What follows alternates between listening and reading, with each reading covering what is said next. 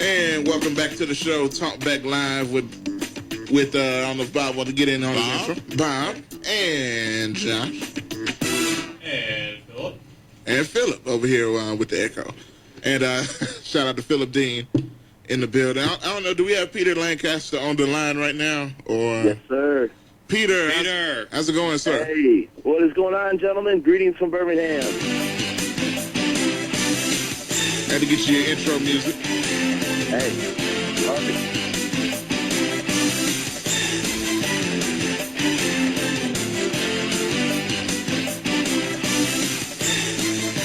And it's the perfect music for the occasion. Celebrating a huge Grizzlies win. I know we talked about earlier in the show with Philip and Brian here. And Peter, I want to get your opinion on the game. Your perspective, Grizzlies 103-97 victory over the Oklahoma City Thunder. Didn't start out too high, Peter. What's your thoughts? Oh, my goodness. That was... Ibaka and Martin, they look like perennial all-stars in that game in the first half. You know, Martin had, what did he have? He had 11 at halftime, and Ibaka had 13. You just thought, oh, man, the wheels are going to fall off. But, man, granted, credit to Bayless. Bayless came in and gave us two of those monster three-pointers to kind of stop the bleeding, kind of slow down the onslaught. And it just kind of gave us a little bit of confidence going into halftime. Yeah, I really think, people, don't give really Bayless enough credit for what he did. No. During that first half. He didn't have a huge game by any means, but those threes and his aggressiveness on offense. He brought a lot of momentum into that. It did. Going into the first He half. did. Yeah. And Bayless gives us that in good spurts there. So far this postseason, there's, he had a string there. Not back to back. I think Quincy was in the middle of that, but there was two games in the Clippers series where he scored right at the end of the third, and they were like exclamation points. And in this series, though, yesterday or last night, I should say, those two threes were huge because it showed that someone on that bench cared, and we weren't going to wave the white towel. And I think not to say that our starters, weren't trying to win the game. It's just, bringing someone in like Bayless to give you instant offense. That does encourage your team. That hey, we got you. Let's do this. And having support from the bench is huge. And those two threes, man, were huge. Turn momentum there going late in that second quarter. And Peter, I know we were talking about that. And what's your thoughts on seeing Memphis in the headlines, on ESPN and everywhere, people talking about NBA Finals and things like that? Well, I think it's nice people actually watching our games, so when they talk about us in the pre and post games, they actually have a little bit of knowledge of how we're put together. I mean, yes, we don't have a bona fide superstar, and I hate when that's said. Yeah. But what we have is a collection of guys at any time, at any point in the game, that we could go to, and then we could win a game, and that's Conley, Gasol, and Zebo. And I'd rather have three of those than one. That look at Durant. Look what he's going through. Yeah. That poor guy's got so much on his shoulders right now. So our power of three is stronger than that power of one. So I'll take those three guys, being clutch like they have been for us so far in these playoffs. Yeah, most definitely, Peter. And you talk about the home court advantage for the Grizzlies, which has been crazy in our favor as of late. Even going back to the regular season, the Grizzlies are 19-1. In the grindhouse since February the 8th, which is incredible. We've won 7 out of our last 8 playoff games. What's it like, man? I know you've been to the grindhouse in the playoffs. I don't know if you were at the game the other night, but what's your thoughts in talking about the environment? Even on TV from the game last night, it was incredible. Well, I'll try to explain this. Now, I was born. I wasn't born, but I was raised in East Tennessee. Mm-hmm. But when I moved to West Tennessee, that's how I became like a Grizzlies fan. So I started following them. It's like, man, there's an NBA franchise like less than an hour away. I lived in Jackson. Mm-hmm. And that's how I kind of got to know the team. And what I love about Memphis is a basketball city. Yeah. These people, the Memphians, Memphis people know basketball, okay? And that's the biggest thing. And you could see that excitement last night. The fans did not lose faith in this team. They were believing for real because I've read so many articles today about how many times the Grizzlies have come back from like double-digit deficits. I mean, we have one of the best records in the last 3 seasons of comebacks, of 12 or more points. And, it's because these fans, they know their style. They know the style that we have. They know the type of players we have. I don't know if y'all remember that. Remember that we were down by 25 to the Mavericks early in the season? Oh, man, that was probably the best game of the year right there, man. I completely remember what you're talking about. Crazy. Yeah. And I think Memphis fans, and that speaks for, Tiger fans, too. They're just passionate fans. And I think that's playing to our advantage now is the team. I mean, come on. The players on the team, like Allen and Zebo, they're invested in this community, too. And I just think it's just a big family. It's like we're going to these games ready for war with our whole family. Yeah, you're 18,000 strong every time we take that court at FedEx Forum, and I just think it's reciprocal. I think the team loves the city, and the city definitely loves this team.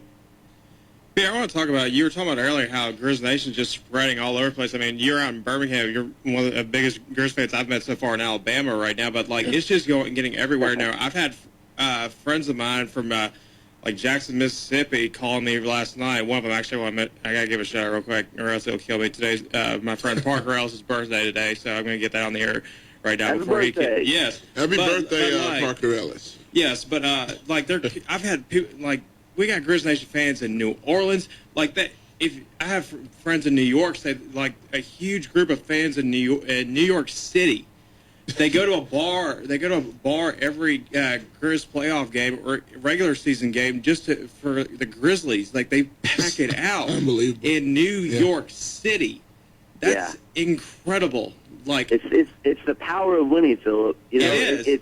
It's the style of basketball we play. If you're a true fan of basketball, I mean, how can you not love this style of basketball that's being played? Absolutely. It's old school. Yeah. I mean, everybody's trying to call us out. Like, they don't score enough points. They don't have enough offense. Do you see us in those Clippers games? The team that ran up and down the court. There's 2 other teams besides the Clippers that probably got up and down the court just as fast. That's the Warriors and the Nuggets. Okay? And I'd say a close third place would probably be the Clippers. But we hung with those guys, and we outscored them, obviously, 4 times. But it's the same thing. It's the same thing with this Thunder series. We've been in the 90s every game. And to their credit, the Thunder are a lot better defensive team than the Clippers. And I just think we have that style, and we have likable players. When you got Tony Allen. I mean, did you see him last night? It was a Tony Allen show. Unbelievable. Going in that 4th quarter in overtime. I mean, he was the puppet master in that game last night. They had the fans in the palm of their hand. They're chanting Tony at every break.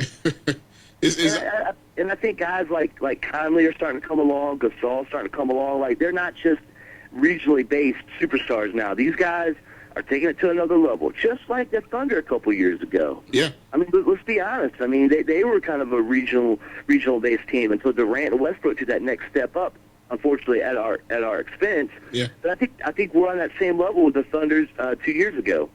That is a really good comparison there, Peter. And kind of getting back to the Tony Allen point that you made, I never seen a guy that can take over the game so much like Tony does and, only have 10 points, but he completely dominated.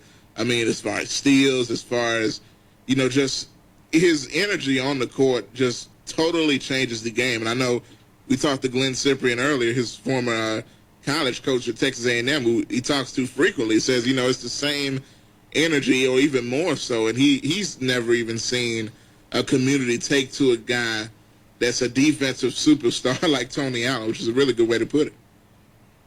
Well, it's his whole style of play, man. I mean, how can you not love and appreciate that? And I'm really happy for Tony that he's starting to get that recognition because I thought he deserved that when he played for the Celtics in that championship run they had, going against the Lakers. Had he not been able to keep Kobe Bryant in check in those games, Boston would have won that championship. There's no way because I mean he was all over Kobe Bryant. And when I heard that we signed Tony Allen, I was just flabbergasted. I was like, how did Boston let that guy go? I mean, then you look at his contract. It's like around $4.5–5 million. You're like, really? It's like that guy's worth double that, if anything, just for his defense. But the thing about Tony too, man, is is how much he gives back to his fans. He feeds off that, and it's just contagious, man. And Tony's really the only player. And I've watched basketball like my whole life. I'm a huge fan of the NBA. There's never been a guy that I watch an NBA game. I'm like, I look at who all's on the court, and I'm like, hey, where's Tony? Why's Tony not in the court right now? And I get visibly upset. Like, Lionel, what are you doing? Like, he's the only guy I can remember that I've ever during watching the game. And Durant starts scoring, or last game Crawford starts getting his points. And quick shots, like, wait a minute, where's Tony? Why's he not out there? This is the first guy I could ever remember just being visibly upset and yelling at my TV that, Tony Allen's not actually on the court. It's unbelievable. And I think the only other fan base that probably understands Tony's value is the Boston fans. Oh, you know they miss him. Yeah, because I know they brought up when he left, and I didn't even know that much about the guy. I saw, the finals and the impact he had, and was surprised that the Celtics let him go.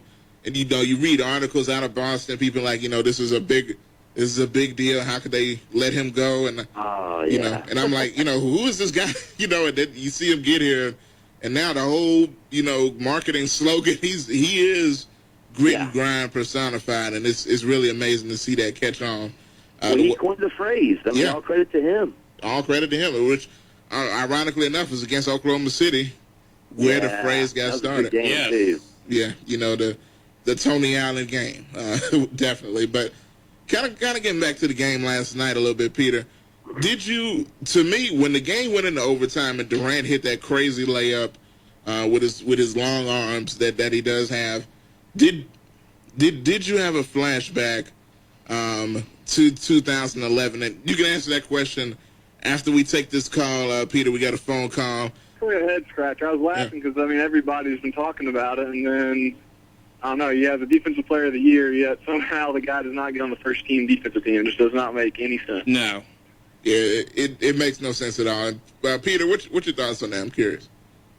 Oh, with Gasol not making it? Yeah. The first team. Well, see, here's the thing. Gasol is kind of the media dollaring with all these, with all the writers and stuff. I mean, he's been the one player that guys like Bill Simmons, Kevin Lowe, some of the national media that's really helped us kind of be put on the map even before the playoffs started. Yeah. So for Mark earning this, I had no problem. And I'm sure it doesn't bother him. I mean, he won the main award anyways. It's like yesterday. We were talking about the top 10, and I got called out for putting Conley ahead of Rondo. They're just flips, man. I mean, they really don't matter. They're just fun to talk about and debate. Yeah. And Mark got his big award. Kudos. And if anything, it got more of our Grizzly players out in the front. Tony Absolutely. Allen, yelling first team after shut down of Durant. You got Conley there. He made the second team all defense. Hey, we had 3 of the best 11 defenders in the NBA start for the Memphis Grizzlies. That's all. That's all them to be taken away from that, because it's all debatable, but it really doesn't matter. It's fun to talk about, but in the grand scheme of things, we have 3 of the top 11 defenders. And discussion. It's a good point you brought up, Peter, about kind of bringing up buzz, in the discussion about that, and it doesn't hurt getting that publicity out there, even in the debate form. Right. Yeah. And thanks for the call, Parker. Thank you, Parker. I got to run. I appreciate it.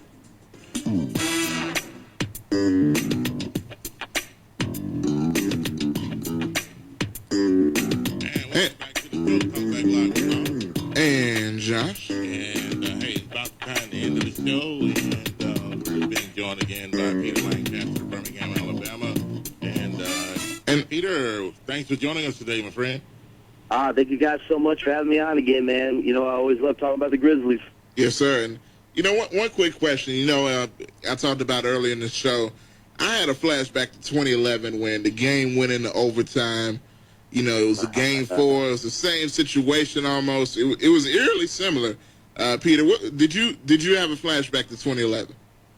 Well, what was funny about that, just real quick, was I was actually excited that Durant shot the ball so early, because that gave us an opportunity to get the ball back. Yeah. Now, if he killed the shot clock and the game clock down to 2 seconds and hit a 3 and won the game, that would have been devastating. Yeah. So him tying the game didn't completely break my heart. But that was definitely a 2011 flashback for sure. And I'm glad on the other end we held them to 3 and we scored 9.